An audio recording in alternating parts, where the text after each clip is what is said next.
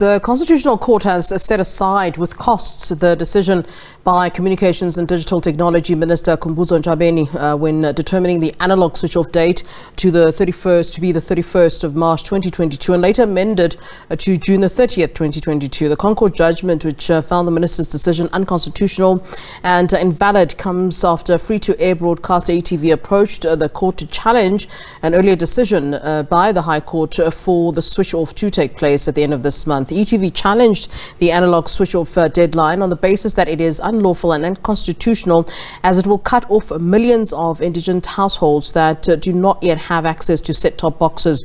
The presiding officer handed down the judgment.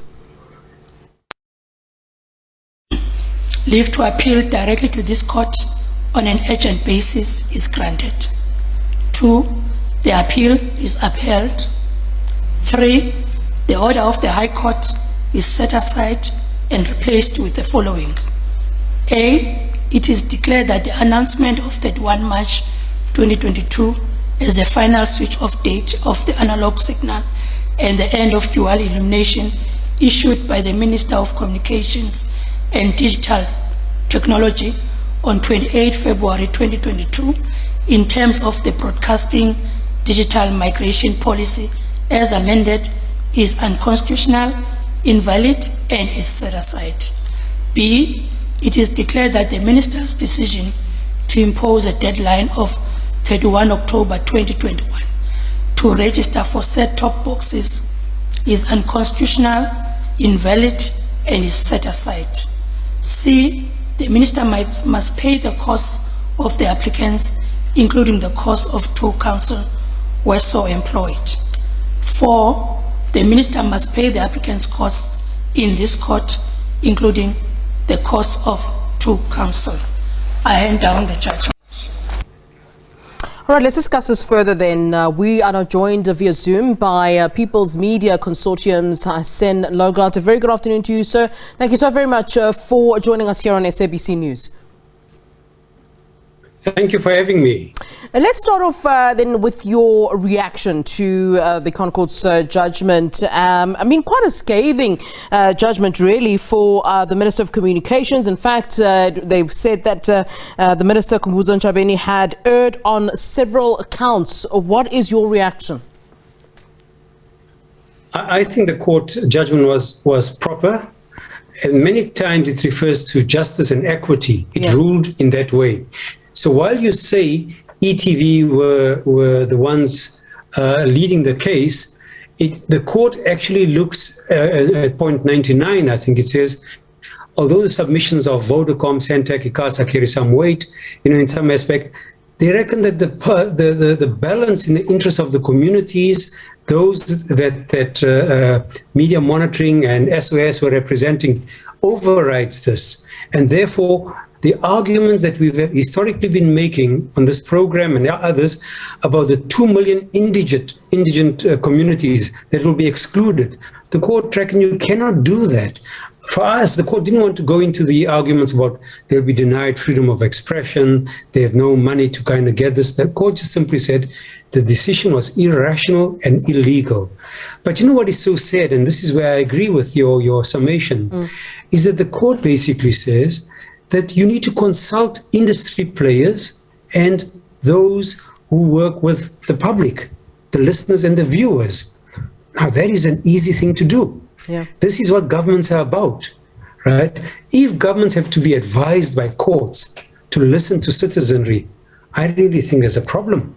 On the part of, sorry, sir, but on the part of government, I know you're on the other side, but on the part of government and Minister Ntshavheni's argument, what exactly is the rush? I mean, we understand that at some point, indeed, we need to make the switch and we need to make the move, but one really needs to understand, why is there almost a rush to get this done so very quickly? I mean, if you're to understand, from the other side. Yeah, I mean, our reasoning clearly are biased because of our politics. We think it's to enrich a few people. It's to enrich the Vodacoms and the likes. Because when these guys, Vodacom and MTN, get hold of the spectrum, right, these arguments about equity, connecting hospitals and schools will be exactly like an electoral promise from the corporations. So clearly, government must keep their hand on this. We're not an advanced European country where we can simply leave things to the market. What we need is a government, a department that can set up the capacity to make sure that we break the digital divide. We all are desirous of moving into a digital era, but not to leave aside the others. I can tell you now, people who are poorer than me are suffering to get internet connection. They don't have data, they don't work. I mean, so if the internet is this big promise, if this data is the big promise, if the freeing of the spectrum is the big promise, make sure that the people are included. They get the spectrum, that when they lay out eventually 5G and all that, we start in the poorest areas, not in the richest. But we always want to reproduce the apartheid inequality. The court basically said this is wrong. You know, it didn't use my words. It said it is wrong, but in the interest of equity and justice, they struck it off. And the minister now, they've given it back. And again, the court made a brilliant decision. Gave it back to the minister to say, we do not want to substitute your role. You have a role, but your powers are limited if you do not consult citizenry in a proper way.